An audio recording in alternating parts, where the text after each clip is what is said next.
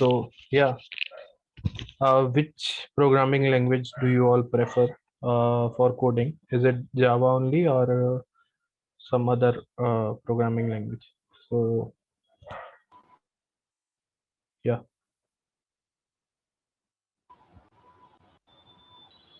okay, C++, Java, Java and Python, Java, Java. Okay, so there are people who already know. Okay, Java and C++. That's good. There are a lot of people who already, yeah, know Java. That's good. Uh, Java and Python. Okay, and C++ also people are there. Okay, so yeah, that is good. And what about the level of how at what level do you know this language? So is it the basic, intermediary, or more than intermediate, or you also know advanced topics? So what is it? You can also speak like it. Yeah, okay, basic. And okay, most of you know basic. And when you are saying basic, what does it mean? Does it mean if else statements, and for loops, and till that, till for loops and till loops? Does it mean that or more than that? So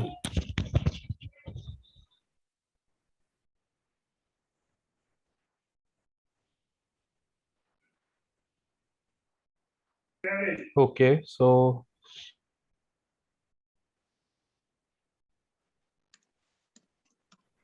okay, so yeah,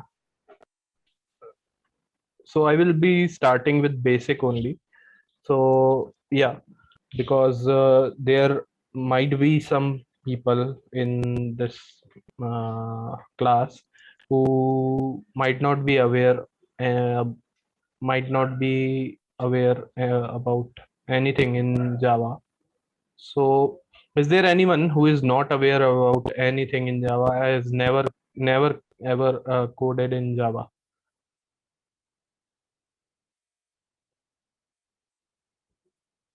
Are there any? Okay, one percent collection.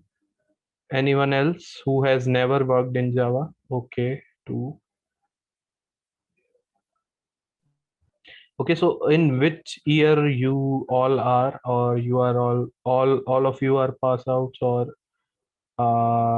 you are in third year, fourth year? Which year you all are?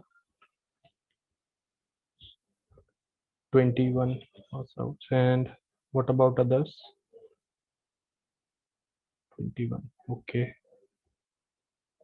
so okay, so fourth year, I mean, and some are third year also and already passed out are some. Okay, most of you are okay. It is a mixed. Okay, mixed. We have okay, third year already passed out and fourth year. It is a mixed batch.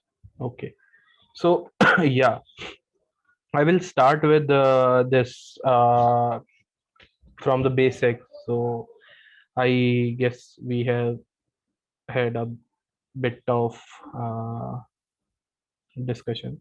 So this much is enough for me to start. So I will be starting with basics. So today we will try to complete the basics, and also we will just not learning, but we will also try to code as much as possible. And in coding as well, we will include the some projects. So starting from small ones, and then we can move to bigger ones. So in Java, so with this, let's start. So I'm going to take some. So for basic, the intro part, I am going to use some websites only that are already there. So anyone knowing? Okay, yeah. So let me start. Let me share first, then we will start. Okay. Let me know when you can see my screen. Uh, just a second. I'm sharing my screen. Okay. Yeah. So yeah. Is everyone able to see the Chrome screen that I have opened? So for intro part, we will be going through. So for to maintain the uh, yeah. So that we do not leave anything. So I will prepare all the topics, all the headings I will provide to you, and but we can go through this site, this website only. And for coding part, I actually am currently using Linux. So I will be doing the coding in using Eclipse.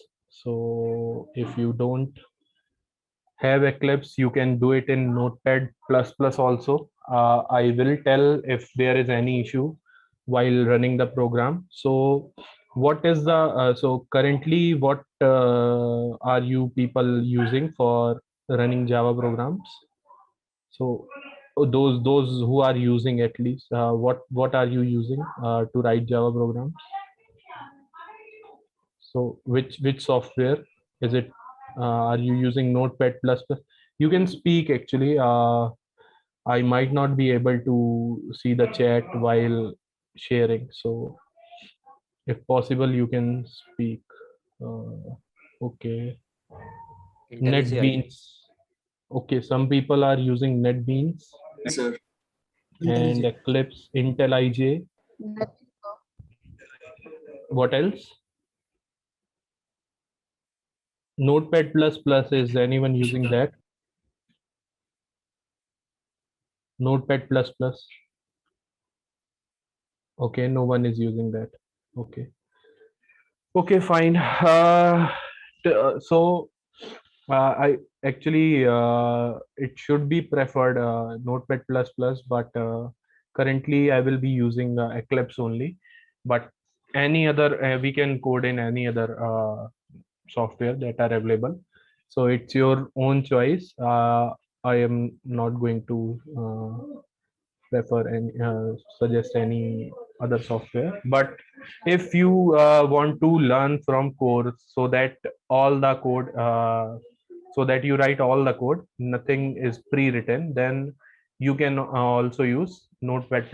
That will be beneficial for all of you. So because in these IDs the some code is pre-written.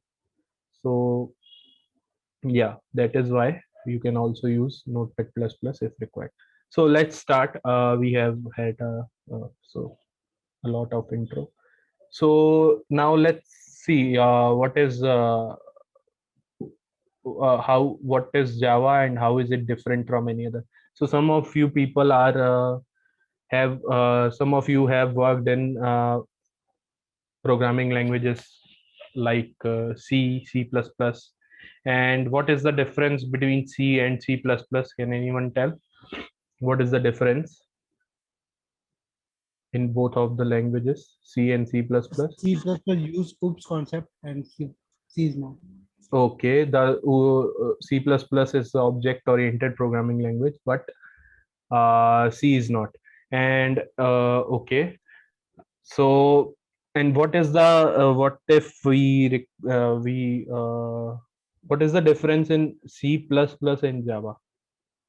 So what can you say about that? In C++, we can do oops and also procedure, but in Java, we can only do Okay, oops okay. concept. Okay, yeah, C++ is not pure object oriented, but Java is. So yeah, and some features are also different. Some other features are also different in Java. So Java, it is a. So let's talk about Java. Java is a object oriented programming language, and it follows write once and run anywhere methodology. And Java application codes are compiled to bytecode, and then the bytecode is then further converted into the machine code. So in other programming languages, what we have in other programming languages is not actually followed in Java, but the process here is different. So let me see. So intro to Java. So Java is object-oriented programming language, and so more of the part today will be might be theory, because we are in the introductory session. So in other classes, most of the part will be programming only, because that is what is required.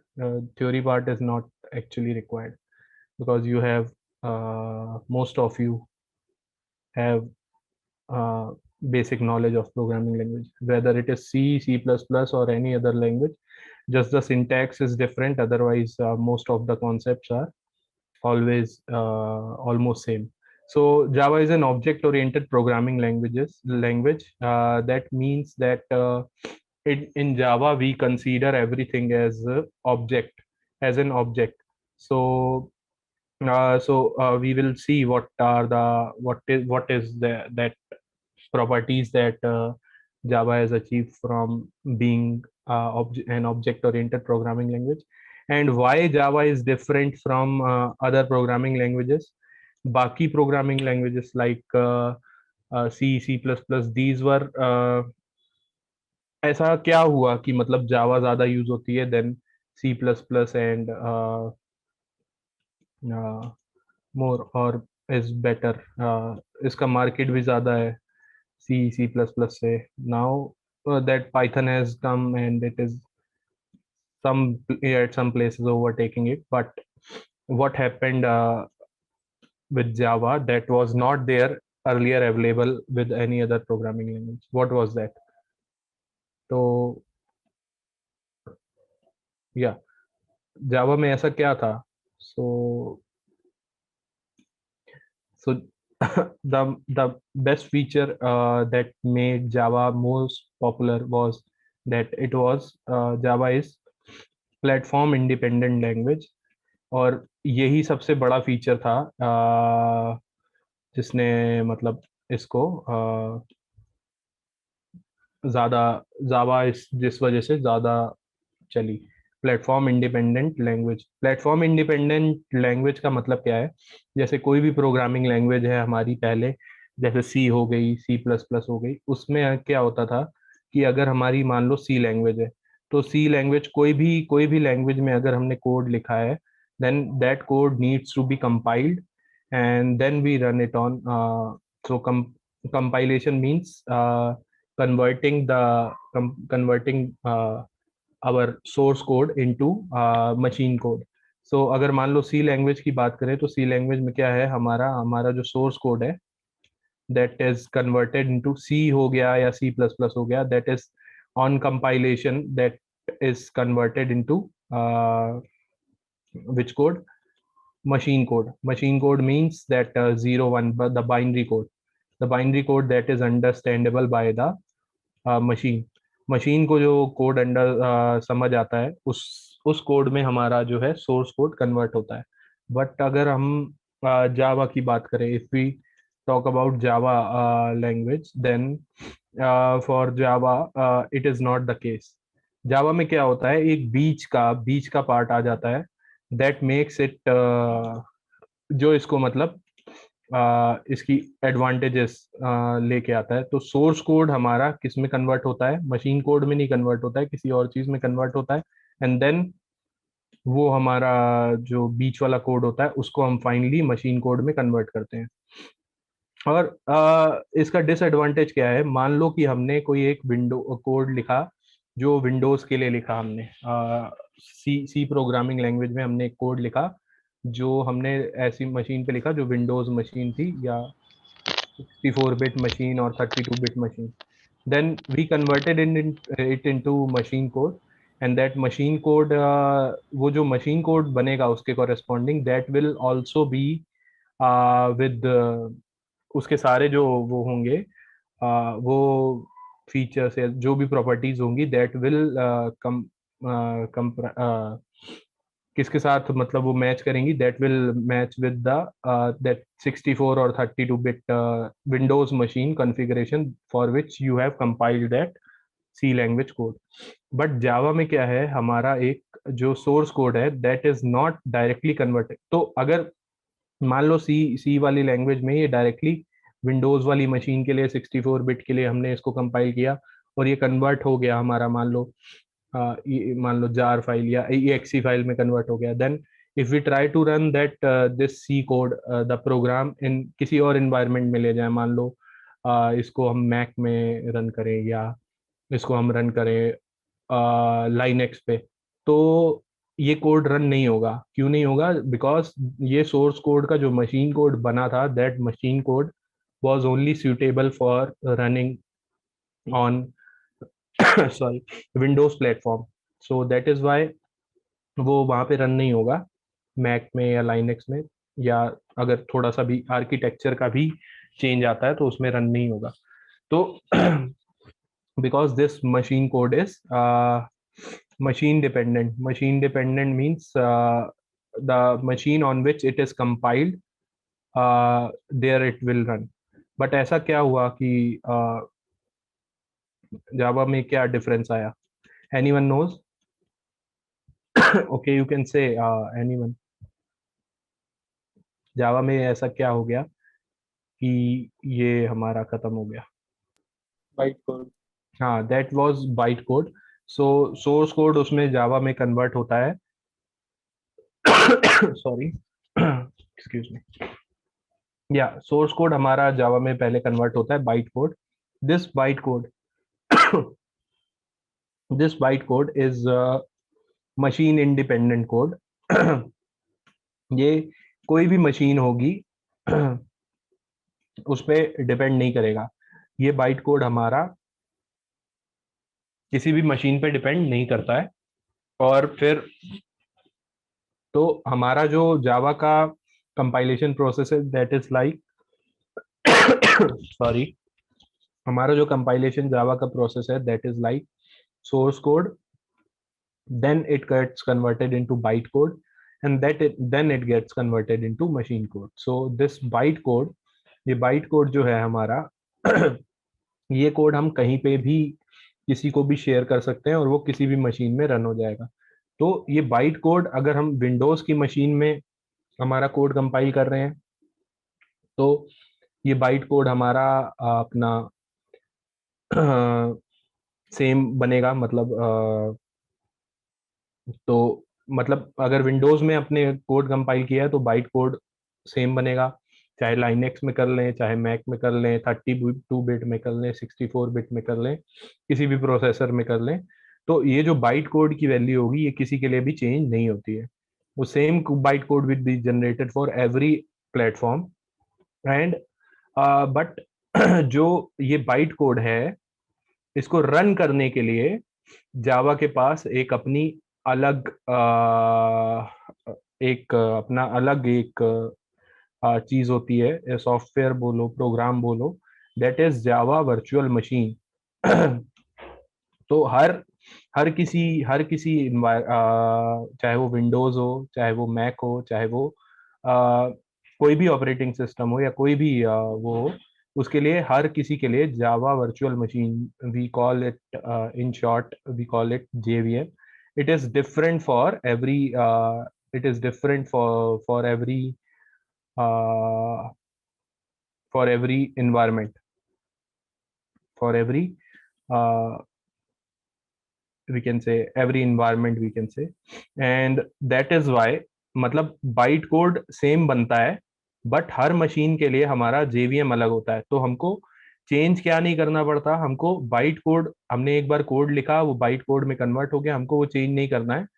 वही byte code हम कहीं भी share कर सकते हैं, but जो चीज change होगी वो होगी जावा वर्चुअल मशीन। तो किसी एक मशीन में अगर वो जावा सपोर्ट करती है तो उसमें अपनी एक जावा वर्चुअल मशीन होगी, that is a part of JRE and JDK। so अपना उसमें अपना JVM अलग अलग होगा, तो वो उसको मशीन कोड में कन्वर्ट कर देगा। अगर हमारा JVM अगर विंडोज मशीन है तो विंडोज मशीन का JVM अलग होगा, वो उस बाइट कोड को विंडोज में कन्वर्ट कर देगा कोड में।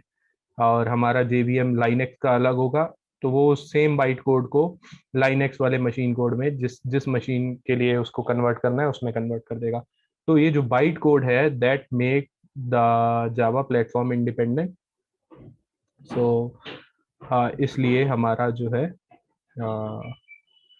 दैट इज इसीलिए हमारा इसका जो जावा का कोड है दैट इज प्लेटफॉर्म इंडिपेंडेंट। और हमारा कई चीजें होती है, जैसे अगर हमको जावा का कोड रन करना है, तो अभी तक के लिए कोई डाउट कि क्या क्या डिफरेंस है हमारा जावा और अदर प्रोग्रामिंग लैंग्वेजेस में? एनी डाउट अभी तक कुछ? No, sir. No, sir. Okay तो अगर हमको जावा का कोड रन करना है अपनी किसी भी मशीन में, then we require JDK and also we require JRE, and in that we do have JVM also. Sorry, in that we also have JVM in this, and Java JDK means Java Development Toolkit। so ये सारे वो tools होते हैं जो development में required होते हैं। किसी भी अगर हमको कोई भी कोड बनाना है तो जावा सॉरी JDK रिक्वायर्ड होता है, and JRE is Java run time environment. तो जावा का अपना एक वर्चुअल इन्वायरमेंट क्रिएट होता है that is use to run the code. So ये तीन चीजें अपने को चाहिए होती हैं जावा का कोड रन करने के लिए, ठीक है। अभी या सो these three things are required, and JVM अच्छा जावा का कोड अगर हम वैसे रन करते हैं तो जावा के कंपाइलर का नाम होता है जावा सी, ठीक है। जावा मतलब जावा सी हमारा इसका जावा का कंपाइलर होता है। ये जावा डेवलपमेंट किट में ही होता है, ठीक है। तो जावा डेवलपमेंट किट में ही होता है, और फिर जो हमारा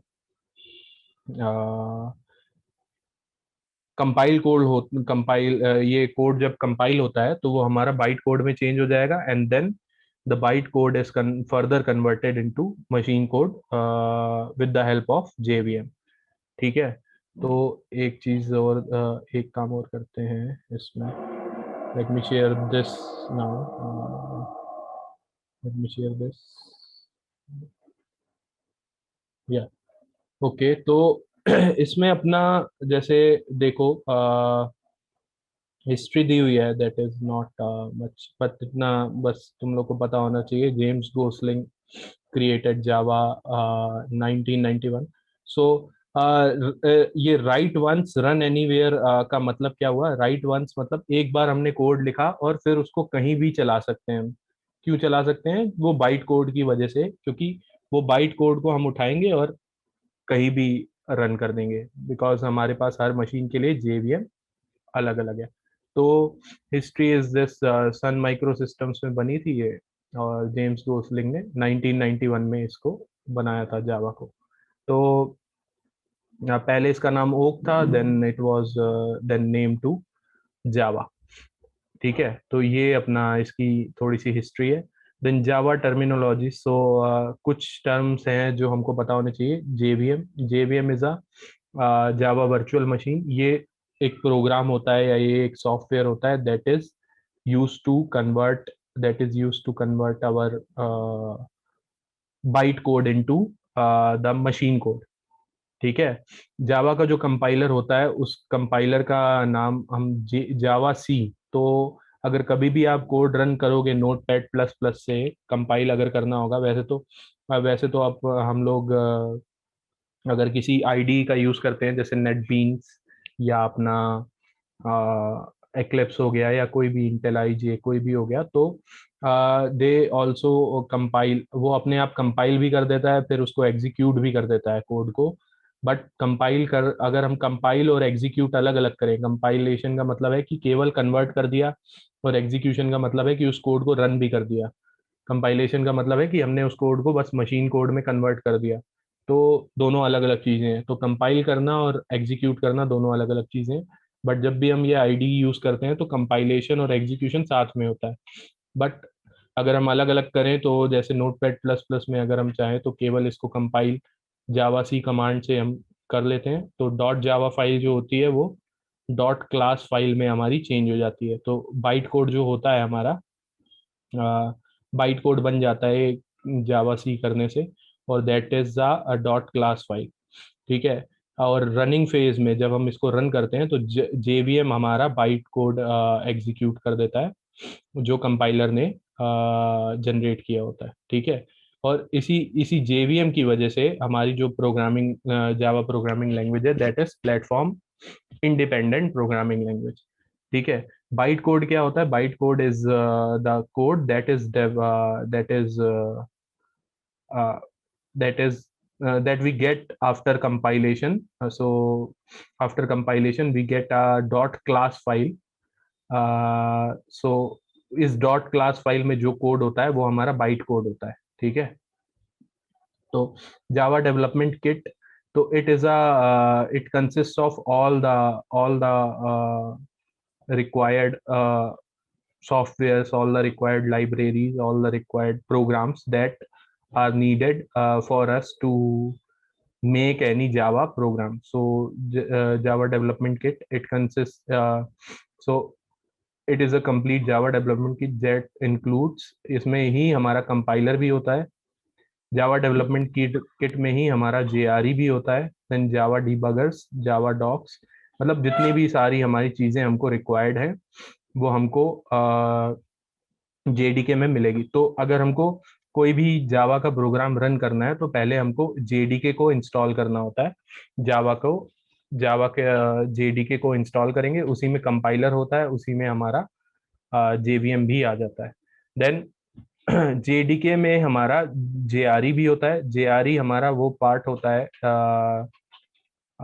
जो जो हमारे कोड को एक्चुअल में रन करता है। ठीक है, तो क्या है, JDK includes JRE, JRE installation on our computers allow Java programs to run, however we can not compile it. Compile नहीं कर सकते हम जेआरई का यूज करके, बट जेआरई हमारा एग्जीक्यूशन के टाइम पे काम आता है। ठीक है, जेआरई का पार्ट जो होता है वो जेवीएम जो आता है वो हमारा जावा वर्चुअल मशीन किसका पार्ट है? जावा रन टाइम एनवायरनमेंट का। ठीक है, जेडीके में जेआरई भी आता है और जेआरई में जेवीएम आता है। ठीक है, and that is use to run.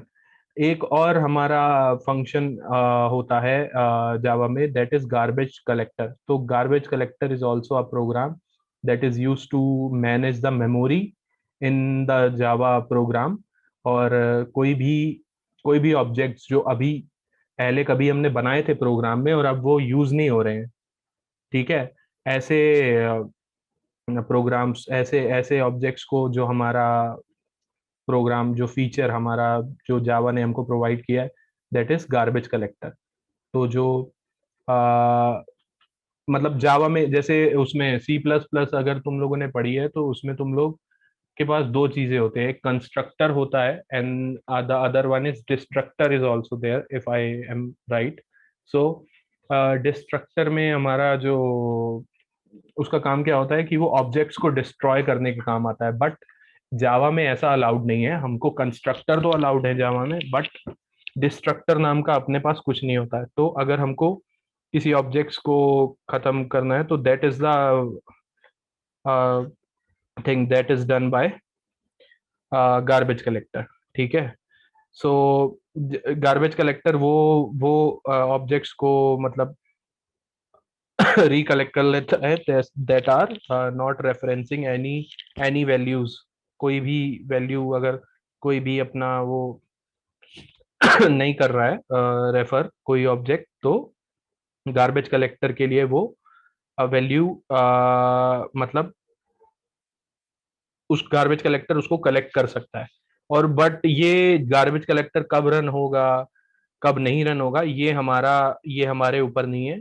वो अपने आप रन होता है और कभी भी अपना वो कलेक्ट कर सकता है, ठीक है। Then this is the class path is the path where all of the Java run time in Java collection, जहाँ पर हमारा कंपाइलर और बाकी सब चीज़ें डॉट क्लास फाइल्स, जो ऐसी फाइल्स जो हमको रन करनी है उसको ढूंढते हैं, ठीक है। बाय डिफॉल्ट हमारे क्लास पाथ में कई सारी फाइल्स होती हैं। जैसे अगर हम जावा की बात करें तो स्कैनर क्लास हम यूज करते हैं, बफर रीडर क्लासेस होती हैं, है ना। आउटपुट के लिए हमारे पास सिस्टम क्लास होती है। ये सारी क्लासेस हमारी क्लास पाथ में अवेलेबल होती हैं, दैट लाइब्रेरीज। एंड अगर हमको कोई और चीजें इंक्लूड करनी है then we can keep it in our class path, ठीक है। then it is primary features of Java, that is sorry, Java is platform independent and object oriented programming language it is। and object oriented programming language के features हमसे ज़्यादातर पूछ लिए जाते हैं कहीं भी। तो इनकेप्सुलेशन है, एब्स्ट्रैक्शन है, पॉलीमॉर्फिज्म है, इनहेरिटेंस है, एंड एक और होता था ना, पता नहीं, चलो ये 4 मेन फीचर्स तो हैं ही, ठीक है। इनके बारे में अलग अलग अभी देखते हैं, ठीक है। But object oriented programming language ऐसे होता है कि हमारे जो प्रोग्राम में जो भी चीज़ें होती हैं उनको हम एज अ ऑब्जेक्ट मान के अगर हम ट्रीट करते हैं किसी अगर प्रोग्राम में, तो ऐसे टाइप के लैंग्वेजेस को हम ऑब्जेक्ट ओरिएंटेड प्रोग्रामिंग लैंग्वेजेस कहते हैं। जावा इज सिंपल क्योंकि इसमें कॉम्प्लेक्स फीचर्स नहीं होते हैं। जैसे सी में पॉइंटर्स होता है पॉइंटर्स हमारी मेमोरी को पॉइंट करता है, तो ये सब चीज़ें जावा ने अलाउ नहीं की हैं। और गार्बेज कलेक्शन भी इसमें खुद ही होता है, तो वो सब भी हमको देखना नहीं होता है, ठीक है। रोबस्ट है, रोबस्ट का मतलब है कि किसी भी कंडीशन में अपना यूज हो सकती है। अगर एक्सेप्शन आता है, कोई कोई एरर आता है, तो वो उसको हैंडल करने के लिए सही है। मतलब हैंडल कर सकते हैं आसानी से। So exception handling and then garbage collection and memory allocation and deallocation, that is there. Secure है, और सिक्योर किस वजह से है? सिक्योरिटी का मेन एक रीजन सबसे बड़ा तो ये है कि जावा में पॉइंटर्स नहीं होते हैं। पॉइंटर्स में क्या होता है, कभी कभी मान लो अगर हम पॉइंटर्स का यूज कर रहे हैं, तो वो अगर हमने मान लो एरे में पॉइंट किया है, तो वो मेमोरी लोकेशन में जिस अगर वो एरे खत्म भी हो गया, तो वो दूसरे दूसरे दूसरी जगह पे दूसरी मेमोरी से भी वो अपना फेच कर सकता है डेटा।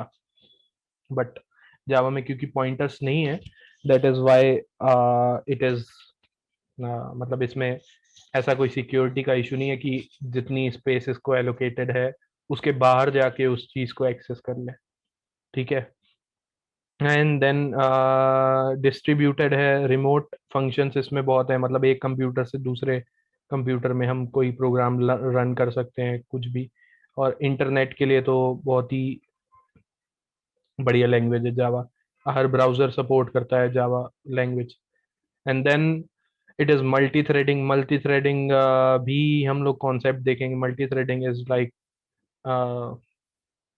मतलब अपने पास अगर कोई कोई प्रोग्राम है, कोई काम अपने को करना है, तो वो एक टाइम पे साइमल्टेनियस अगर थ्रेड्स एग्जीक्यूट या होती हैं, तो that is multi threading. And last but not the least, so it is portable. Portable का वही फिर से चीज आ गई कि अगर हमने एक जगह पे अपना कोड लिखा है, तो उसको किसी भी दूसरी मशीन पे, अनदर मशीन पे हम उसको रन कर सकते हैं, because the code will be converted into platform independent bytecode, and that bytecode can be run on any machine using the JVM for that particular machine. So अब जो चीज छूट गई हमारी, जो चीज हमारी बची है, that is object oriented programming language के फीचर्स जो हैं, इसको हम लोग डिटेल में मतलब और अंदर से हम इसको देख सकते हैं। बाकी everything is covered in this, और रिवाइज करने के लिए इसी मतलब इसी साइट पे, इसी पे जाके आप लोग रिवाइज भी कर सकते हो, तो कोई प्रॉब्लम नहीं है। नाउ ये बेसिक एक छोटा सा प्रोग्राम लिखा हुआ है जावा का, that we will understand, but उससे पहले हम ये प्रोग्राम से पहले हम ऑब्जेक्ट ओरिएंटेड फीचर्स जो हमने अभी देखे हैं इनके बारे में पढ़ लेते हैं। तो आज थोड़ा सा मतलब टॉपिक्स ज़्यादातर आज जो होंगे, थोड़ी सी इंट्रोडक्टरी क्लास है तो थोड़ी सी थ्योरी ज़्यादा है, बट नेक्स्ट टर्न से इतना ज़्यादा मतलब थ्योरी पार्ट नहीं होगा जावा में, ठीक है। सो ये 4 फीचर्स होते हैं किसी भी ऑब्जेक्ट ओरिएंटेड प्रोग्रामिंग लैंग्वेज अगर होती है तो उसके कुछ मेन फीचर्स होते हैं। तो 4 main concepts are these: abstraction, encapsulation, inheritance and polymorphism. तो ये इसका अलग अलग देख लेते हैं ये होते क्या है। तो फिर से मैं शेयर करता हूँ अपना, ओके या सो what are object oriented features of object oriented or core concepts of object oriented programming language? तो कितनों को पता है इनके बारे में, पहले ये बता दो किसी को पता है, क्योंकि because the class shouldn't be monotonous. कितने लोगों को पता है, बताओ। यस सर, मुझे पता है sir. Okay, so can you call out your name, can you say your name? Vijendra Parathar. Okay, and anyone else? Ashish Sharma. Okay, you also know. And anyone other than these two? Kapil. Kapil. Anyone else?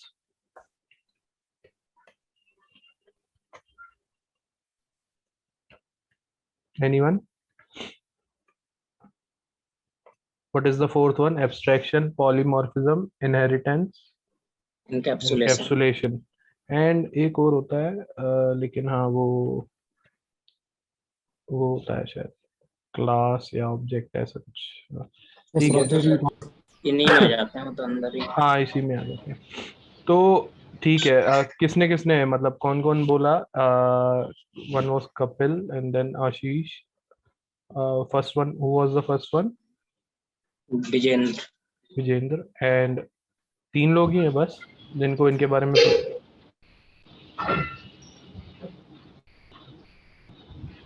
अच्छा चलो ठीक है। तो कोई भी object oriented programming language होती है, उसके कुछ फीचर्स होते हैं, and these features mainly are this. So first feature is abstraction. कौन बताएगा? जिन तीनों ने बोला है उसमें से कौन बता रहा है? Hiding, sir. The abstraction is used to hide the data. Hide the data. Okay. Means abstracts. Okay. Okay. Anyone else? Yes, so basically the abstraction is the hiding the implementation, showing only the Yeah. functionality to user. Yes. Yes. That is a more. That is a better definition. And any other improvements? Okay. Yeah. Let's see what is abstraction. Abstraction का मतलब कुल मिला के ये होता है, जरूरी नहीं है। और एक चीज याद रखना है, एब्स्ट्रैक्शन दूसरी प्रोग्रामिंग लैंग्वेजेस में भी होता है, जरूरी नहीं है कि ऑब्जेक्ट ओरिएंटेड प्रोग्रामिंग लैंग्वेज ही हो। अब सी है या C++ है, उसमें भी एब्स्ट्रैक्शन था ही, ठीक है। एब्स्ट्रैक्शन का सीधा सीधा मतलब ये होता है कि हमको ये जरूरी नहीं है कि पता होगा कि ऑल द डिटेल्स पीछे क्या हो रहा है, कॉम्प्लेक्सिटी उसकी हमको पता नहीं होगी।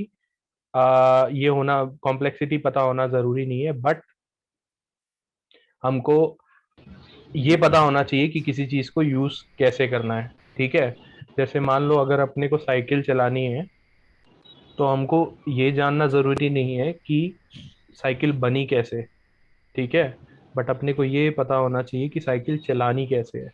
तो मतलब the data, the information that we need to perform our task, only that information we should know, otherwise every other information or complexity or implementation that is there, we need not know it, and that should be abstracted from. अपने को ये नहीं होना चाहिए कि अगर हमको cycle चलानी है तो साइकिल हमको बनानी भी पड़े, ऐसा नहीं है, ठीक है। तो that is what abstraction means. So only relevant information is or data is is sorry is needed to be known. ये मतलब इतना एग्जैक्ट डेफिनेशन नहीं है, you can see it on net. so only relevant information or data is needed to be known by the programmer.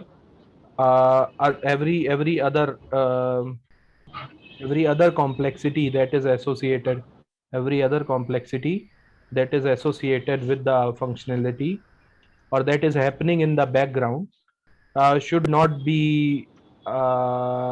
should not with it should not be our concern.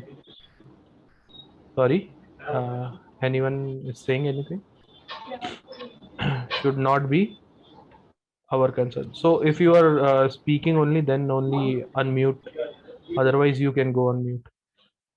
With it should not be our concern, ठीक है। मतलब अपने को अगर कोई चीज print करानी है, मान लो कोई जावा प्रोग्राम है, तो जैसे एक क्लास है, कुछ भी, अभी छोटा सा मैं लिख रहा हूँ एंड पूरा अभी मैं वो भी नहीं लिखूंगा, पब्लिक स्टैटिक वॉइड में देन स्ट्रिंग आर्क्स, एंड ये अभी अपना कोड सही नहीं है, ठीक है, कोड सही नहीं है, बट जस्ट फॉर एग्जांपल मान लो अपने को कुछ प्रिंट कराना है कि हेलो वर्ल्ड, तो अपने को बस इतना पता होना चाहिए कि अपने को इतने से मतलब होना चाहिए कि हमको कौन सा फंक्शन यूज करना है हेलो वर्ल्ड प्रिंट कराने के लिए, बट अपने को इससे मतलब नहीं होना चाहिए कि ये हेलो वर्ल्ड जो प्रिंट हो रहा है इसके पीछे इस सिस्टम क्लास में क्या कोड लिखा हुआ है, या इसका कोड हमको नहीं लिखना पड़ेगा, ये सब पहले से लिखा हुआ है, ठीक है। तो एब्स्ट्रैक्शन का मतलब है कि जो चीजें पहले से बनी हुई हैं हम उन्हीं का यूज करेंगे और अपने को मतलब नहीं है उससे, ठीक है, कि वो कैसे वर्क कर रहा है। तो अगर साइकिल चलानी है आंटी प्लास्टिक कोई लेगा तो तो हमको किसी को दे देना ले जाकर। सॉरी इतना सारा प्लास्टिक हो गया, किसी हेलो को दे। Vijendra, I guess this is Vijendra. Chandan, this is. Okay Please Chandan, mute yourself. Hello Chandan. No, sir, I am already muted. I request Chandan, please mute yourself. Yeah, thank you. Oh, sorry. Okay. Okay. Sir, please continue. Okay, so yeah, no issues. So yeah, only when you want to speak you can unmute, otherwise you can stay on mute other times. So इसमें अपने को बस इतना पता होना चाहिए कि कौन सा फंक्शन यूज करना है, बाकी फर्दर डिटेल्स इसमें अंदर सिस्टम क्लास में कोड कैसे लिखा होगा या बाकी चीजें से अपने को मतलब नहीं है। तो एब्स्ट्रैक्शन का मतलब है कि हमसे कॉम्प्लेक्सिटी छुपी हुई है, केवल हमको उतनी चीज पता है जितना मेरे को रिक्वायर्ड है, जिसका मेरे को काम है अपने प्रोग्राम में, और बाकी कुछ लिखना नहीं पड़ रहा अपने को, ठीक है।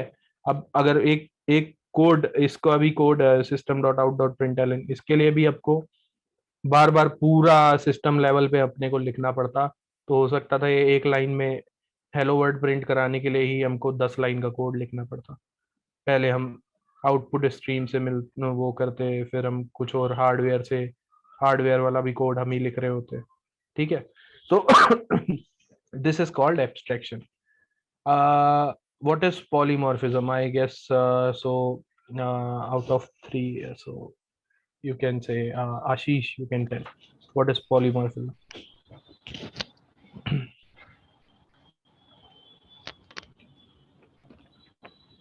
Hello. Polymorphism, what is it?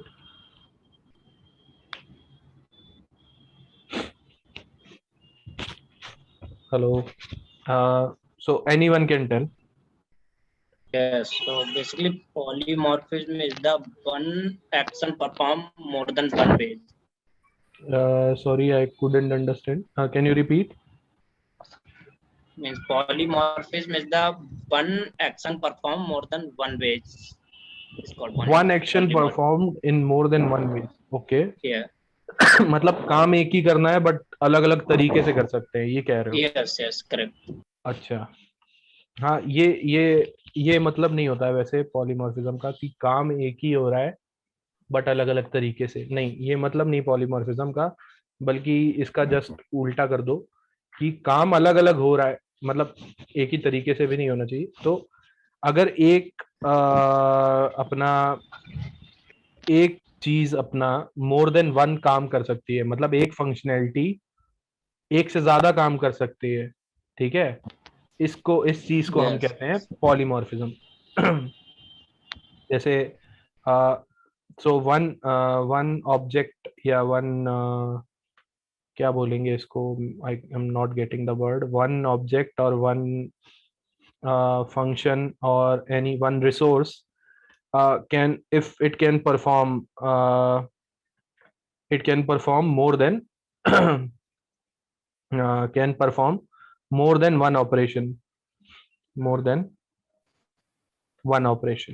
then this is known as polymorphism। जैसे इसका अगर एग्जांपल लिया जाए तो सबसे सबसे छोटा एग्जांपल जो जावा के टर्म्स में, तो इसमें ऑपरेटर ओवरलोडिंग का एक एग्जांपल हम बोल सकते हैं। तो ऑपरेटर ओवरलोडिंग का एग्जांपल इसमें जावा में ही है, मतलब है, जैसे ये भी एक तरीके का पॉलीमॉर्फिज्म ही है, बट इसको हम बोलते नहीं है अपने, मतलब कभी भी आंसर देते हैं तो इसको बोलते नहीं हम ज्यादातर। बट अगर जावा में प्लस ऑपरेटर की बात की जाए, then this plus operator, this is actually overloaded means this plus operator is single operator, but it can perform different types of works depending on the place at which it is getting used। तो अगर हम plus operator को दो integer के साथ use करेंगे 10 + 20, then ये हमारा प्लस ऑपरेटर एरिथमेटिक मैथ्स वाला प्लस की तरह काम करेगा और ये इसका आंसर दे देगा 30। बट अगर यही प्लस ऑपरेटर को हम यूज करते हैं स्ट्रिंग्स के साथ, तो जैसे मान लो this is a first name and बीच में लगाया प्लस और इसमें हमने लिख दिया लास्ट नेम, तो यही प्लस ऑपरेटर हमारा किस काम आएगा, ये आएगा हमारा दोनों स्ट्रिंग्स को कॉन्केटिनेट करने के लिए। तो हमारा ऑपरेटर वही है, मतलब हमारा जो जिस जिस जो हम ऑपरेटर यूज कर रहे हैं दैट इज प्लस, वो प्लस ही है बट अलग अलग जगह पे अलग अलग तरीके से काम कर रहा है, तो दैट इज ओवरलोडिंग, ठीक है। And this is a polymorphism means if one thing is doing more than one functions, one thing is performing more than one operations, okay, then this is known as polymorphism। तो जैसे यहाँ पर plus हमारा add करने के काम आ रहा है, बट यहाँ पर हमारा कॉन्केटिनेट करने के काम आ रहा है, then this is operator overloading and this is a form of we can say polymorphism, this is also polymorphism. So mainly जब पॉलीमॉर्फिज्म की बात होती है तो हम दो चीजें इसमें बोलते हैं कि दो टाइप के पॉलीमॉर्फिज्म है हमारे जावा में, that one is method overloading and other one that we call that we include in polymorphism, that is method overriding। so ये हम लोग आगे अभी देखेंगे, बट अभी इतना हम लोग शॉर्ट में थोड़ा सा समझ लेते हैं। मेथड ओवरलोडिंग का मतलब होता है सेम नाम का फंक्शन होता है बट उसके पैरामीटर्स अलग अलग होते हैं, तो वो अलग अलग तरीके से काम कर सकता है। ओवरराइडिंग में क्या होता है, नाम भी सेम होते हैं, पैरामीटर्स भी सेम होते हैं, बट पेरेंट क्लास और जो चाइल्ड क्लास होता है उसमें अलग अलग उसकी डेफिनेशन हम दे सकते हैं। पेरेंट क्लास में वो अलग डेफिनेशन हो सकती है। तो ये जब इनहेरिटेंस पढ़ेंगे तो ओवरराइडिंग और ये सब कॉन्सेप्ट भी पढ़ेंगे, बट अभी इतना याद रखो कि मेथड ओवरलोडिंग और ओवरराइडिंग हमारा that is a example of polymorphism. और छोटा सा एग्जांपल जो तुमने वो देखा वो तो प्लस वाला था ही। इसके बाद हमारा इनहेरिटेंस जैसे रियल वर्ल्ड में होता है कि कुछ ना कुछ हम इनहेरिट करते हैं अपने मम्मी पापा से, कि मतलब कुछ आदतें होती हैं, कुछ जीन्स होती हैं जो हम लोग रियल वर्ल्ड में कुछ ना कुछ इनहेरिट करते हैं। तो ऐसे ही programming, so Java is based on real world most of the features are very much matching to the real world. So इसमें भी इनहेरिटेंस होता है. जैसे हम इसमें हमारे पास क्लासेस होती हैं that inherit properties of their parent class of their parent class. तो कुछ जो जो जो क्लास हमारी इनहेरिट करती हैं फीचर्स, उनको हम बोलते हैं child class, child classes, and that from which it inherits, that class is known as parent class. तो एक कुछ चाइल्ड क्लासेस होती हैं और कुछ अपनी फिर पेरेंट क्लासेस होती हैं जहाँ से हम इनहेरिट करते हैं. जैसे अगर एग्जांपल लिया जाए तो हमारे पास एक क्लास हो सकती है. that class is that class is can be named as. अच्छा, एक क्लास का सी स्मॉल ही होगा यार, ये बड़ा क्यों हो रहा है. चलो ठीक है, एक क्लास का सी ठीक है. क्लास देन दिस, ये मान लो क्लास है व्हीकल, एंड सबसे बढ़िया एग्जांपल इनहेरिटेंस का यही है. और फिर इसमें कुछ वो लिखा हुआ int wheels, number of tyres. ठीक है, तो मतलब अभी एक ही लेते हैं. तो देन इसमें मान लो क्लास है बाइक है, तो बाइक इनहेरिट कर सकता है व्हीकल से, तो एक्सटेंड्स व्हीकल. तो होता क्या है इसमें, इसका फायदा क्या होता है कि जो चीज ऑलरेडी हमारी पेरेंट क्लास में है, हम उसको रीयूज कर सकते हैं विद सम चेंजेस. तो क्लास बाइक में देन इंट यहाँ पर हम लिख सकते हैं. इंट क्या मतलब, इसमें मान लो पब्लिक स्टैटिक वॉइड मेन, और हम इसमें जरूरी नहीं है कि हम वो डिफाइन करें ये नंबर ऑफ टायर्स, ये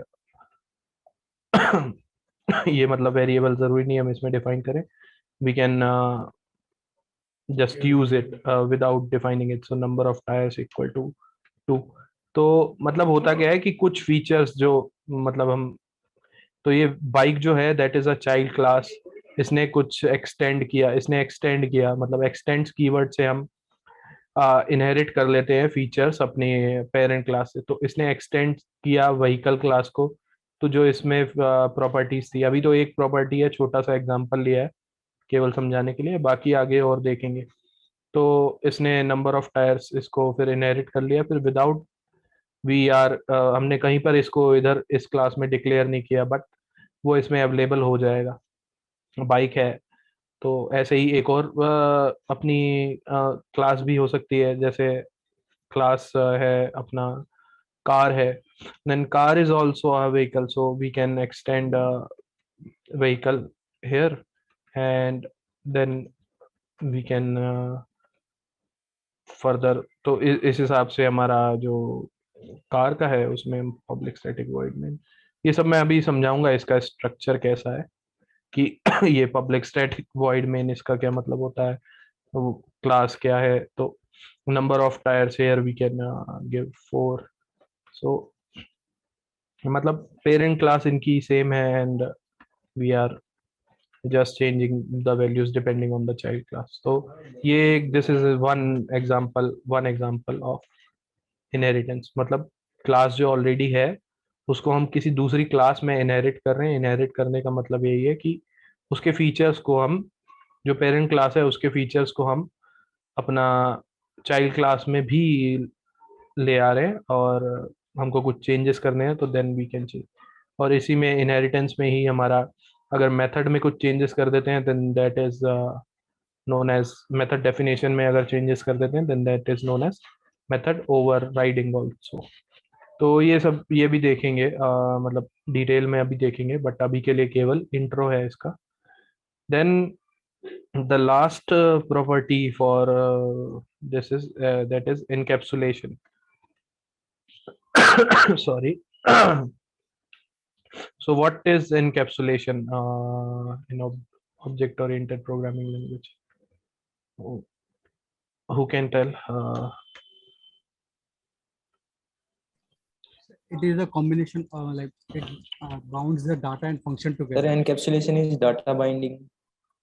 Data binding. Yes, it's नहीं. bind the data and method together. Okay. अब बाइंड का मतलब,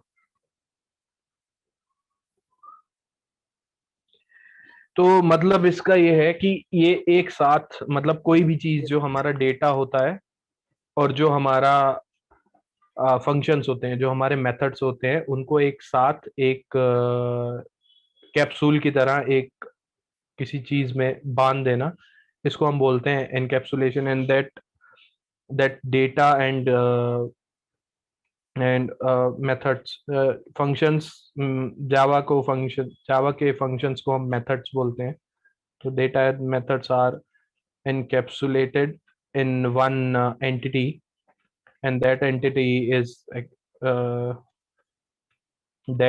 is class.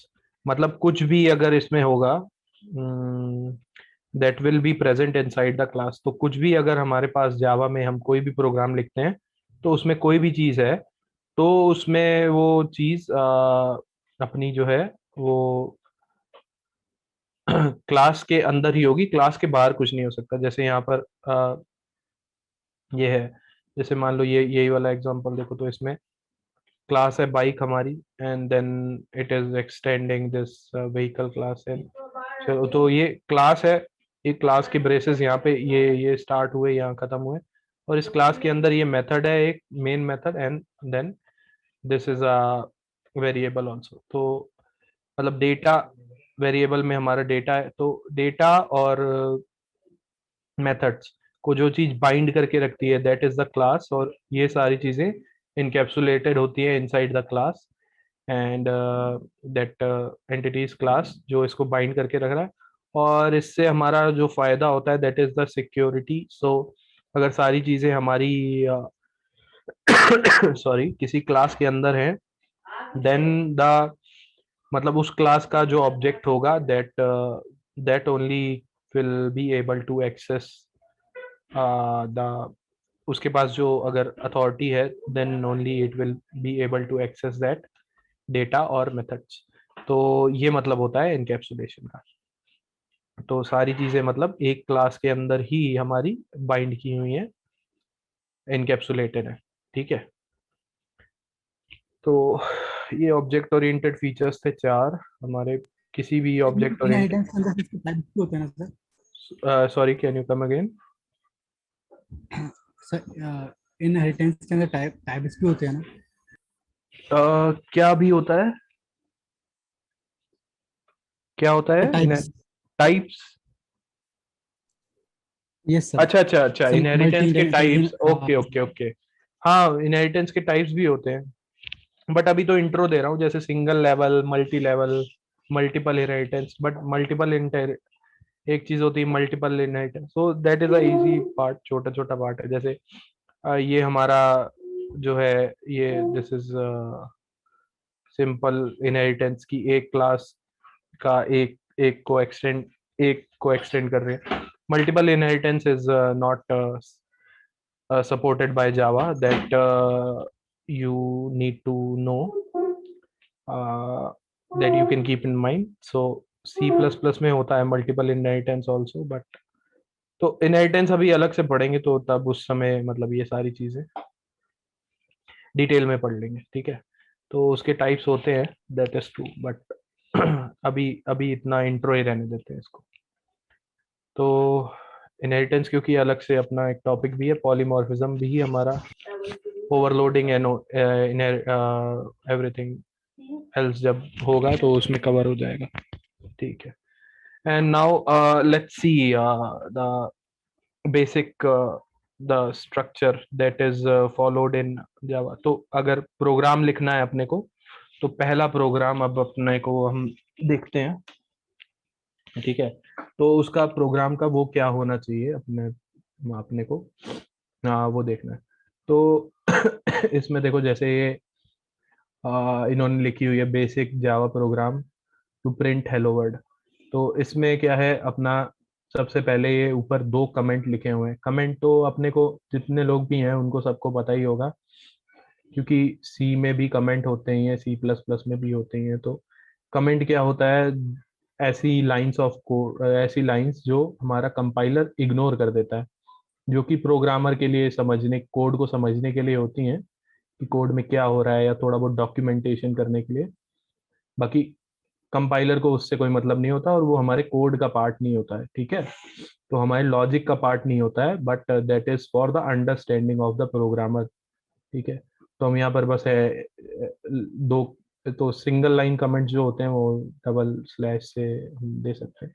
कमेंट्स नहीं भी देंगे तो कोड का, अपने लॉजिक से कोई मतलब नहीं है कमेंट्स का, बट कमेंट्स अगर दे देते हैं then that is a good thing. Readability बढ़ जाती है, समझने में आसानी रहती है कोड की। And then here they have imported some project, so some package. तो इधर इस लाइन पे ये इंपोर्ट कर रहे हैं कोई पैकेज, तो import Java dot IO dot asterisk, मतलब जावा डॉट आईओ एक पैकेज है। Package is just like a folder, जैसे एक फोल्डर होता है और उसके अंदर कई सारी फाइल्स होती हैं, ऐसे ही हमारा जो पैकेज होता है उसके अंदर कई सारी क्लासेस होती है। तो एक जावा नाम का मतलब एक पैकेज है, उसका सब पैकेज है हमारा आईओ पैकेज। आईओ पैकेज के अंदर हमारे पास वो सारी क्लासेस होंगी जो इनपुट आउटपुट ऑपरेशंस परफॉर्म करने में काम आती है। एंड डॉट एस्ट्रिक का यहाँ पर मतलब होता है कि उस पैकेज के अंदर जितनी भी क्लासेस हैं वो सारी इंपोर्ट हो जाएंगी हमारे प्रोजेक्ट में। तो डॉट एस्ट्रिक का मतलब ये होता है, और डॉट के बाद अगर एक पर्टिकुलर क्लास का नाम लिखा है तो वही क्लास केवल Hello. इंपोर्ट होती है, Hello. ठीक है। और एस्ट्रिक का मतलब होता है कि जितनी भी क्लासेस हैं, all the classes in this IO package that will be imported. अच्छा, इस कोड में जैसे ये वाला कोड है, तो इस कोड में Hello. अपने को, हाँ या सर एक बार दोबारा रिपीट कर दो सर, ये मेरा कौन सा नेट वाला? इशू हो गया था कौन सा वाला? सर, ये स्टार्टिंग से प्रोग्राम से। ओके, प्रोग्राम से। तो these are the two lines, these are the comments. तो सिंगल लाइन कमेंट्स हमारे डबल स्लैश से हम कर सकते हैं। ये this is not the part of the code and this will be ignored by the compiler, but these are just for the programmer. So this is the import line. So import line we keep, so two lines that are outside the class are import line and package declaration. So import में मतलब हम वो classes लिखते हैं जो हमको जो पहले से बनी बनाई क्लासेस हैं और हमको अपने कोड में उसको यूज करना है, तो हम उनको इंपोर्ट करा लेते हैं, ठीक है। तो इंपोर्ट यहाँ पर ये Java dot IO, this is a package name. And dot asterisk का मतलब है कि Java dot IO package, package is just like a folder, and java.io.asterisk is this means all the classes that are present in java.io package that should be imported to be used। तो हमको अपने को अगर use करना है तो इस programme में हमने उसको उनकी सारी क्लासेस जो java.io पैकेज में है वो सारी इंपोर्ट करा ली। वो बात अलग है कि ये अगर ये वाला कोड देखोगे तो इस वाले कोड में अपने को ये java.io पैकेज का रिक्वायरमेंट नहीं है, ठीक है। इन्होंने अननेसेसरली मतलब केवल समझाने के लिए इंपोर्ट करा दिया है, बट इधर इसका रिक्वायरमेंट है नहीं। इस ये लाइन नहीं भी लिखेंगे तब भी चलेगा, ठीक है। तो उसके बाद हमारा सबसे पहला जो ये कीवर्ड है अपना, वो दैट इज अ क्लास। कोई भी प्रोग्राम अगर हम जावा में लिखते हैं then it starts with this class keyword, because Java में अपना क्लास के बाहर कुछ नहीं होता है, तो हर चीज क्लास के अंदर होती है। Then we need to create class always, और क्लास कीवर्ड के बाद उस क्लास का नाम आता है, तो इन्होंने GFG क्लास का नाम दिया हुआ है। Then we have started the braces, इसके ये ब्रेसेस शुरू हो रहे हैं क्लास के और ये खत्म हो रहे हैं लास्ट में।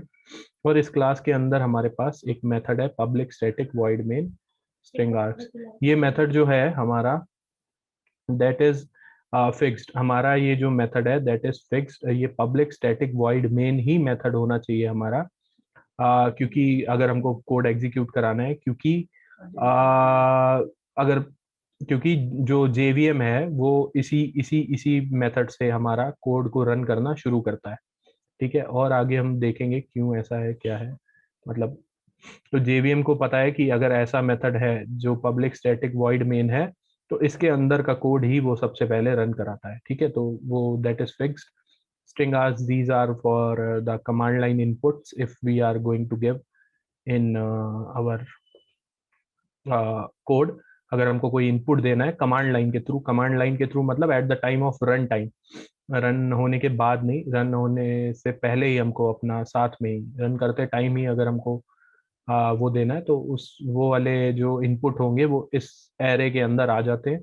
दैट वी विल सी कैसे एरे डिक्लेयर होता है, क्या है ये, that also we will see. Then यहाँ पर हमने प्रिंट कराया हुआ है हेलो वर्ल्ड, और system is a class, system एक क्लास होती है जो ऑलरेडी मतलब बिल्ट है, and then out is a stream, and then println is a function that is present in the system class. तो इसमें हम हेलो वर्ल्ड अपना प्रिंट करा रहे हैं सिस्टम क्लास का एक फंक्शन यूज करके डॉट प्रिंट एलन। और सिस्टम क्लास हमारी इस अपनी क्लास में तो है नहीं, और आयो पैकेज में भी नहीं है, बट हम सिस्टम क्लास को यूज कर रहे हैं। तो ऐसा पॉसिबल कैसे हो पा रहा है, इसका आंसर किसी को पता है कि सिस्टम क्लास को हम कैसे यूज कर पा रहे हैं? यहाँ पे सिस्टम क्लास की डेफिनेशन यहाँ पर नहीं है।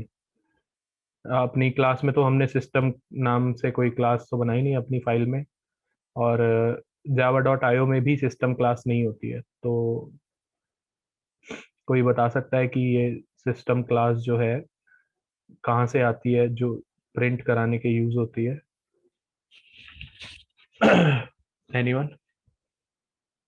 तो देखो सिस्टम क्लास जो होती है वो हमारे एक java.util पैकेज होता है, सॉरी java.lang पैकेज होता है, util नहीं, java.lang पैकेज होता है, उसमें होती है। और java.lang पैकेज जो है वो बाय डिफॉल्ट हमारा कंपाइलर उसको इंक्लूड कर देता है हमारे प्रोजेक्ट में, हमको अलग से उसको लिखने की ज़रूरत नहीं होती है। इसलिए यहाँ पर हम सिस्टम क्लास का यूज़ कर पा रहे हैं। ठीक है, तो सिस्टम क्लास के अंदर एक मेथड होगा प्रिंट एलन, जिसको हमने यहाँ पर यूज़ किया है प्रिंट कराने के लिए। ठीक है, तो इसमें प्रोग्राम बेसिक कैसे दिखता है, तो हर क्लास हर प्रोग्राम में हमारी क्लास तो बनेगी बनेगी, फिर क्लास का नाम होगा और उसमें एक मेथड होगा पब्लिक स्टैटिक वॉइड मेन और string arcs. String arcs this is a string array, ये स्ट्रिंग एरे है, ऐसा होना जरूरी है।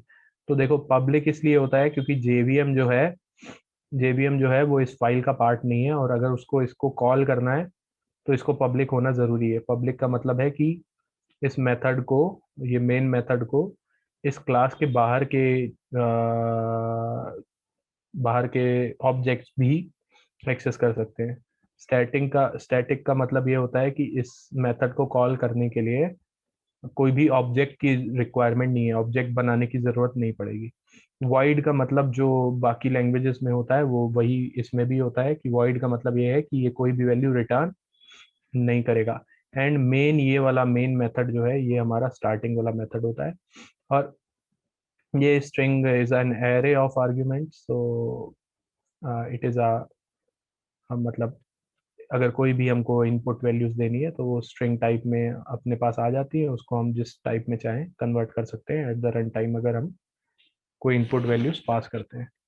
तो एनी डाउट्स इसमें? पब्लिक क्यों होता है, स्टैटिक क्यों होता है, ये सब पूछ लिया जाता है कि पब्लिक का क्या रिक्वायरमेंट है। अगर हम पब्लिक हटा दें, स्टैटिक का क्या होता है सर? सॉरी, स्टैटिक का क्या है? स्टैटिक का ये होता है कि अगर हमको इसको कॉल करना है, देखो मेन मेथड को रन कौन करता है? मेन मेथड को रन करता है जेवीएम। जेवीएम इस मेन मेथड को कॉल करता है, तो जेवीएम को ऑब्जेक्ट ना बनाना पड़े इस क्लास का, जीएफजी का, तो इसलिए इसको स्टैटिक किया। तो जो स्टैटिक मेथड्स होते हैं दैट आर क्लास मेथड्स, और उन मेथड्स को कॉल करने के लिए, कॉल करना मतलब किसी भी मेथड को कॉल करना मतलब उसको रन करना, तो कॉल करने के लिए उस मेथड को ऑब्जेक्ट बनाने की जरूरत ना पड़े, इसलिए हम, अब ऑब्जेक्ट कैसे बनता है, क्या होता है ऑब्जेक्ट, ये सब हम आगे देखेंगे, बट अभी इतना समझो कि ऑब्जेक्ट बनाने की जरूरत ना पड़े इसलिए इसमें स्टैटिक लगा होता है, मेन मेथड को कॉल करने के लिए ऑब्जेक्ट बनाने की जरूरत ना हो। ठीक है, तो कमेंट्स हमने देख लिए। देन अगर मल्टी लाइन कमेंट्स हैं तो हम उसको दो इसके बीच में हम रख सकते हैं, एक स्लैश एस्ट्रिक और एस्ट्रिक स्लैश के बीच में मल्टी लाइन कमेंट्स आ सकते हैं। इंपोर्ट, ये अपना पैकेज इंपोर्ट कर रहा है, then class contains data and methods. Class का नाम है GFG, ठीक है। और केवल एक मेन मेथड हो सकता है किसी भी क्लास में, है ना। पब्लिक स्टैटिक वॉइड मेन एक ही मेथड हो सकता है किसी भी क्लास में, ठीक है। Static void main static tells us that the method is accessible without instantiating the class. Instantiating मतलब बिना क्लास का ऑब्जेक्ट बनाए हमारा मेथड एग्जीक्यूट हो सकता है, ठीक है। And the void means that main method will not return anything। तो तुम लोग को ये तो void तो पता ही होगा, क्योंकि हर लैंग्वेज में मेथड अगर void है रिटर्न टाइप तो मतलब वही होता है। अभी तक तुम लोग C++, पाइथन जितनों ने भी पढ़ी है वो इतना तो जानते ही है। System.in, this is a standard input stream that is used to read characters। तो input stream है जो इनपुट रीड करने के लिए अपना यूज होती है। इसमें यूज नहीं हुई है इस प्रोग्राम में, बट system.out ये आउटपुट स्ट्रीम है जो हमको अपना डेटा राइट करने के काम आती है कंप्यूटर स्क्रीन में, ठीक है। प्रिंट ये मेथड है जिससे हम कंसोल पे डेटा कोई भी राइट कर सकते हैं, ठीक है। तो use to display data on the console. तो sorry, so the next printing takes place from print ln। अच्छा ओके, ln का मतलब ये होता है कि अगर ln यूज कर रहे हैं तो अगली जो जब हमारा डेटा प्रिंट हो जाएगा तो एक तरीके से एंटर दब जाएगा, मतलब बाद में कोई डेटा प्रिंट करेंगे तो बाद में कुछ प्रिंट करेंगे तो वो अगली नेक्स्ट लाइन से प्रिंट होगा, सेम लाइन से प्रिंट नहीं होगा। तो इसमें कोई डाउट, इतने इतने से प्रोग्राम में समझने में कोई डाउट, कौन सी चीज क्या है क्या नहीं है?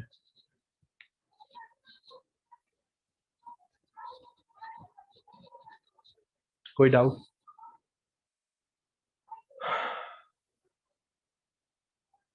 समझ आ गया सब?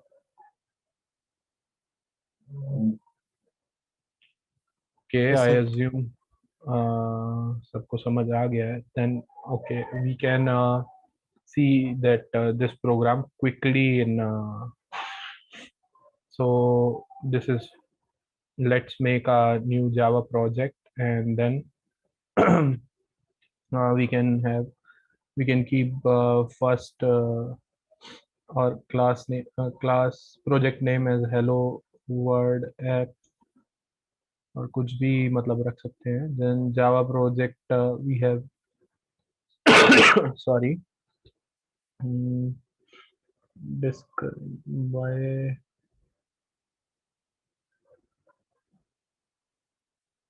मॉड्यूल कौन सा बन रहा है? अच्छा ये इसमें बन गया, सॉरी। अच्छा ये कुछ और है, ठीक है। तो इसके अंदर src फोल्डर में अपन एक मिनट, इसमें हम इस ऐप के अंदर हम एक प्रोजेक्ट के अंदर हम एक क्लास इसमें बना सकते हैं। देन और इस src पैकेज के अंदर हम एक क्लास क्रिएट कर सकते हैं। दैट क्लास, इस क्लास का नाम मान लो हेलो वर्ल्ड है, हेलो वर्ल्ड। सो फिनिश, इस क्लास का नाम है hello world. Then what happen, must declare a named package because associated।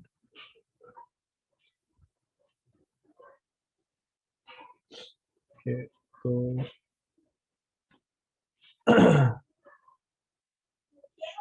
अगर इसमें हम कोड लिखना चाहें तो that is public static void main and then string args।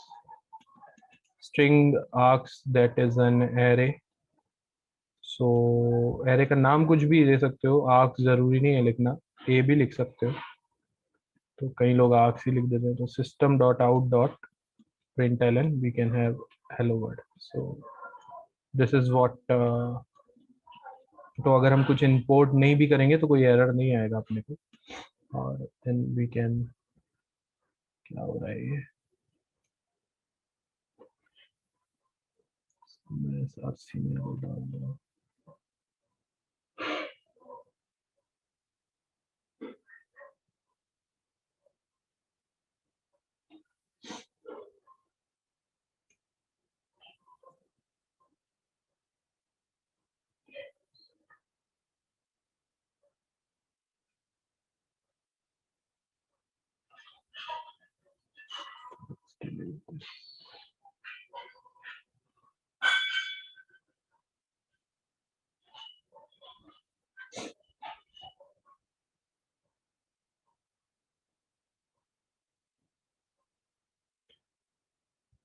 Okay. We must declared our named package.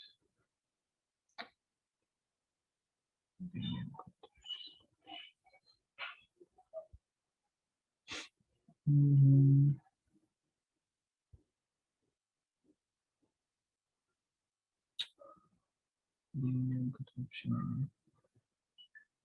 इसको रन भी नहीं होगा अभी तो ये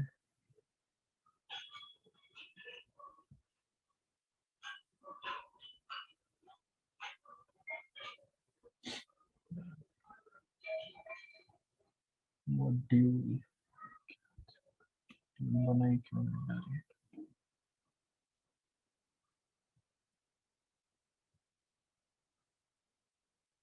Okay. Now it will run. तो इसको रन किया आपने और ये हेलो वर्ड आ गया। ठीक है, तो देखो हमने कुछ इंपोर्ट नहीं कराया और इंपोर्ट नेसेसरी भी नहीं है, क्योंकि जो मैंने बताया था सिस्टम डॉट आउट ये हमारा किसका पार्ट है, this is Java dot lang package का पार्ट है, दैट इज बाय डिफॉल्ट हमारा कंपाइलर उसको इंपोर्ट कर देता है। और पब्लिक एक ये क्लास अपने आप इसने पब्लिक बना दी है ना, और ये क्लास जो है, जो पब्लिक क्लास होती है उसका नेम हमारे प्रोजेक्ट वाले से मैच करता है। तो एक क्लास एक प्रोजेक्ट में मतलब जैसे पब्लिक होती है और उसका नेम फिर हमारा मैच करता है प्रोजेक्ट नेम से, देन क्लास है, and then this is hello world app, और इसमें ये क्लास का नाम है hello world app, public static void main string, फिर ए नाम का एरे लिया हमने, देन इसके अंदर हमने हेलो वर्ल्ड प्रिंट करा है। तो इतना अपने को समझ आ गया, राइट? Sir, हाँ Hello? बताओ। sir, can you please repeat that why we are using this string A This is used section? for getting command line inputs. This is used for getting command line inputs, the inputs that we provide at the time of running the program. Then this string A is used. अभी हमने कोई भी input provide नहीं किया है, तो इसलिए इस स्ट्रिंग ए का मतलब कुछ नहीं आएगा इसमें। बट कभी कभी क्या होता है अपने So को, can't we leave in the blank? Can't we leave it नहीं नहीं, blank? इसका ये एक्चुअली ये public static void main string arcs, ये हमारा सिंटैक्स फिक्स्ड है। ऐसा अगर ऐसा फंक्शन मिलेगा तभी जेवीएम उसको कॉल करेगा, नहीं तो उसको जेवीएम, जैसे मान लो अगर हम इसको ब्लैंक छोड़ देते हैं तो हमारा कोड रन नहीं करेगा एक्चुअली, क्योंकि जेवीएम उसी मेन मेथड को कॉल करता है जो इस मतलब इस ऐसा जिसका फॉर्मेट होता है। तो देखो क्या लिख के आ रहा है, selection does not contain a main type, जबकि इसमें मेन मेथड है, बट यहाँ क्या लिख के आ रहा है कि मेन मेथड नहीं है। तो जेवीएम उसी मेन मेथड को कॉल करता है जिसमें जिसका सिग्नेचर हो पब्लिक स्टैटिक वॉइड मेन, और साथ में वो एक एरे स्ट्रिंग टाइप की एरे को भी इनपुट ले रहा हो। ठीक है, तो इसको खाली नहीं लीव कर सकते हैं, दे रहे हैं चाहे नहीं दे रहे हैं वो बात अलग है, बट हम जैसे अगर कमांड लाइन से रन करते हैं तो इसमें ऐसे इनपुट दे सकते हैं, बट अगर एक्लिप्स या किसी और चीज में रन कर रहे हो तो ऐसे रन रन में जाके ये आर्ग्यूमेंट्स आता है इसमें जैसे एक मिनट, इसमें जाओगे हेलो वर्ड ऐप, तो इसमें रन एज में जाके ये रन कॉन्फ़िगरेशंस में अगर हमको आर्ग्यूमेंट्स देने हैं तो हम यहाँ पर आर्ग्यूमेंट्स में प्रोग्राम आर्ग्यूमेंट्स में हम कुछ लिख सकते हैं, जैसे मान लो कुछ भी लिख दिया ए बी सी, ये मेरे को पता नहीं स्ट्रिंग में ही देने होंगे या ए बी सी, बट उसका कुछ यूज नहीं हुआ। बट अगर हम चाहें कि जो हमने ए बी सी वहाँ पास किया है उसको अगर यहाँ प्रिंट करना चाहें तो हम क्या कर सकते हैं कि ये जो एरे है हमारी उसका जीरो इंडेक्स प्रिंट करा सकते हैं, जीरो इंडेक्स। ठीक है, तो जो ए बी सी था हमने वहाँ लिखा था वो प्रिंट हो जाएगा। देखो यहाँ ABC आ गया, दिख रहा है ना? यस सर, दिख रहा है सर, तो लेकिन सर हमने ABC लिया अपन ने कहाँ से? वो रन करते समय वो पास हो गया उसको, किसको पास हो गया वो, देखो यहाँ हमने प्रोग्राम आर्ग्यूमेंट्स में ABC ये डाला हुआ है, ठीक है? तो ये पास हो गया किस में, ये जाके स्टोर हो जाएगा किस में, तो ये दिख ही नहीं रहा कहाँ पे डाल रखा है सर। ये सर अब दिखा सर। ये दिख नहीं रहा, रन कॉन्फ़िगरेशंस वाला जो ये डायलॉग बॉक्स खुला है, ये दिखा पॉपअप? No sir. नहीं दिख रहा है, अच्छा एक सेकेंड रुको, let me share whole screen. Okay, अब दिख रहा है, यस सर, अब दिख रहा है सर। अब दिख रहा है ना? तो ये देखो यहाँ पे, देखो अगर नोटपैड पे कोड कर रहे हो और कमांड लाइन से रन कर रहे हो, तब तो तुम जावा उसकी कमांड के अंदर जब रन करते हो तो स्पेस दे के जितने मर्जी चाहो आर्ग्यूमेंट्स दे सकते हो। बट अगर मान लो एक्लिप्स यूज कर रहे हो तो इसमें रन एज रन कॉन्फ़िगरेशन में आके मेन के बगल में ये लिखा हुआ है आर्ग्यूमेंट्स, इसमें आर्ग्यूमेंट्स दे सकते हो। जैसे ABC दिया है हमने, तो कुछ भी और कुछ भी दे दो, रन किया, ये आ गया यहाँ पे, और ये जाके स्टोर हो जाता है यहाँ पे इस एरे में, और इस एरे का 0th इंडेक्स मैंने प्रिंट करा लिया पहले इंडेक्स में। तो जैसे मेरे को जितना याद आ रहा है, C और C++ में भी ऐसे कमांड लाइन हम दे सकते हैं, मतलब देते तो हैं ही, दे तो सकते ही हैं, बट उसमें जो पहले इंडेक्स पे होता है वो शायद फाइल नेम स्टोर होता है और दूसरे इंडेक्स से वैल्यू स्टोर होनी चाहिए होती है। तो ये भी डिफरेंस होता है C++ और जावा में। तो अब समझ आ गया ये क्या यूज हो रहा है और कैसे यूज हो सकता है। तो एक्लिप्स में ऐसे यूज हो जाता है ना? कमांड लाइन में तुम जब रन करते हैं तो उसमें आ, अपना क्लास के नाम के बाद ही स्पेस दे के हम आर्ग्यूमेंट्स दे सकते हैं। तो ठीक है, आई गेस समझ आ गया अब पूरा। हेलो हेलो हाँ, कौन? बताओ सर, ये क्लास का यूज क्यों होता है सर? इसमें क्लास, क्या है? तो सर ये पब्लिक क्लास लिखा हुआ है, क्लास का यूज क्यों होता है सर? क्लास का यूज क्यों होता है? क्योंकि ये ऑब्जेक्ट ओरिएंटेड प्रोग्रामिंग लैंग्वेज है और इसमें मतलब हर चीज क्लास में ही होती है। इनकैप्सुलेशन होना चाहिए, तो इनकैप्सुलेशन की वजह से कोई भी चीज अगर होती है that is present in the class, और क्लास होगी तभी ऑब्जेक्ट एग्जिस्ट करेगा। तो to follow that property encapsulation, that is the class is used. तो क्योंकि और हमारा किसी में अलाउड नहीं है, तो एनी ऑब्जेक्ट, कोई भी ऑब्जेक्ट होगा तो वो किसी न किसी क्लास को बिलोंग करता है। जैसे कोई भी चीज है, हम हैं तो हम ह्यूमन क्लास को बिलोंग कर रहे हैं, जैसे कोई और है तो वो एनिमल क्लास को, तो कोई भी चीज है तो वो किसी न किसी क्लास को बिलोंग करती है। दैट इज वाई ये रियल वर्ल्ड पे बेस्ड है, तो कोई भी चीज है तो हर चीज को हम क्लास में ही रख रहे हैं। तो class is necessary, and that too because of that encapsulation property that object oriented programming language follows. Okay, any other doubt? No sir. Okay, okay, so I believe uh, the बाकी मतलब अब कल से देखते हैं, ठीक है? तो आज की क्लास में कोई भी डाउट हो तो आप बता दो, नहीं तो एंड करते हैं क्लास यहीं पे। Any doubts?